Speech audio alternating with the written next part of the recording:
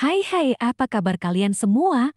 Aku doakan kalian semua selalu sehat dan selalu bahagia. Cerita diawali dengan wanita berparas cantik dan terlihat sempurna.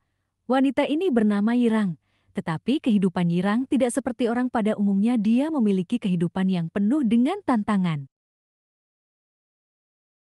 여러분을 저의 세계로 초대합니다.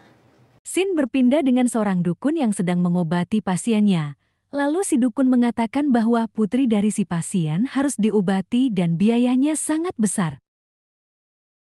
Si ibu ini tidak memiliki uang cukup banyak, maka dukun itu pun mengusir mereka tanpa belas kasihan. 애들도 못 알아쳐먹으면 소금이라도 맞아야지. Setelah itu, si dukun berbicara dengan rekannya dan didukung percaya diri bahwa si pasien tadi akan memberikan dia uang untuk mengobati putrinya. Padahal sebenarnya itu semua akal-akalan dari si dukun supaya si dukun memiliki banyak uang.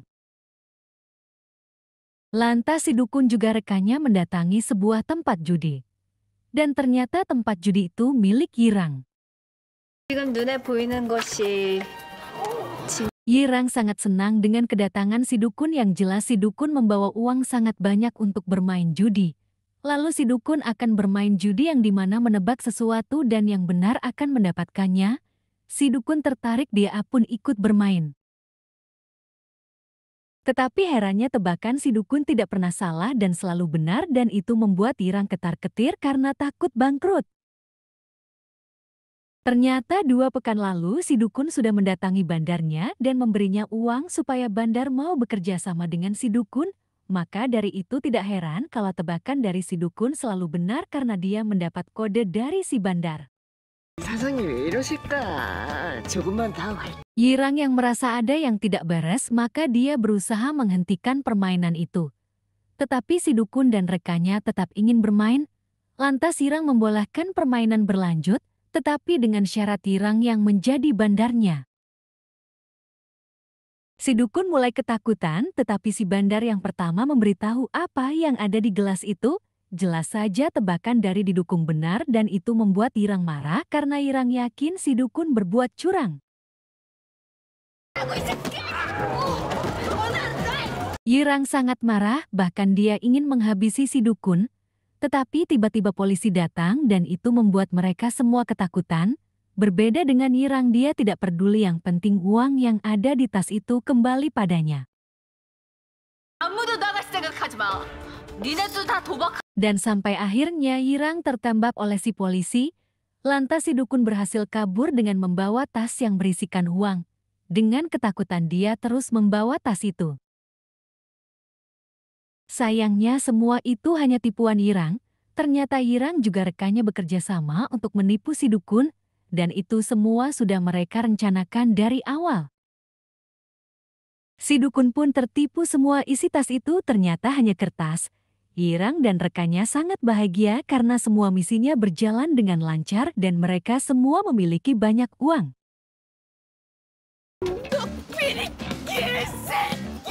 Tetapi tiba-tiba Guhou ingin berhenti karena dia tidak ingin menjadi penipu lagi. Yirang berusaha menghalanginya dan membujuknya, tetapi Guhou tetap bersikukuh ingin berhenti. 한다. 둘 다 연락하지 마. Waktu telah berlalu sudah 1 bulan Guhou hidup berpisah dari Yirang dan memilih hidup tenang di dekat pantai. Tiba-tiba Yirang datang karena merindukan Guhou. Yirang berpikir Guhou akan hidup menderita setelah pergi dari Yirang, tetapi justru Guhou hidup tenang dan bahagia. Dan tiba-tiba James menghubungi Guhou. Sontak Guhou datang menemui James. Ternyata James sedang berada di rumah sakit dan terluka sangat parah. 공익재단 모래 회장. Lantas Yirang menceritakan sebuah kejadian kenapa sampai James terluka sangat parah. Sosok Taesu adalah pengusaha sukses yang membangun panti asuhan, hampir sempurna hidupnya, tetapi itu semua hanya kedok. Dunianya adalah bisnis gelap yang menghalalkan segala cara, walau dengan cara licik sekalipun, untuk mendapatkan apa yang dia inginkan terpenuhi. Taesu mendapat kabar kalau dia akan diselidiki oleh layanan pajak nasional karena dia menyembunyikan puluhan miliar. Ada sedikit kegelisahan dalam hatinya karena dia tidak ingin uangnya diberikan pada pihak pajak. Dan James berusaha mendekatinya dengan menyamar menjadi kapten kapal. Awalnya Taesu percaya dan mereka sering bertemu membicarakan banyak hal. Sampai akhirnya Taesu menghubungi James untuk membawa barangnya yaitu berisikan uang. Tetapi itu semua jebakan dari Taesu sengaja menguji James dan James masuk ke dalam jebakan Taesu. Dan Taesu menghajar James sampai terluka parah karena ketahuan menipu Taesu. Lantas kini Guhou akan membalas dendam untuk James, maka mereka merencanakan sebuah misi yaitu Yirang akan menjadi pramugari sedangkan Guhou berpura-pura menjadi anak di luar nikah dari pemilik sebuah pesawat terkenal. Aksi dimulai dari Yirang sebagai pramugari membuat kesalahan yang membuat Guhou marah besar. Jelas saja itu semua memancing perhatian dari Taesu. 스케줄이 중요할 것 같니? 하이엔드한 내 취향이 중요할 Setelah sampai di bandara, Yirang sengaja menabrakkan tas milik dari Guhou dengan Taesu supaya tertukar. Jelas saja dengan mudahnya Yirang melakukan itu karena memang sudah sering itu mereka lakukan.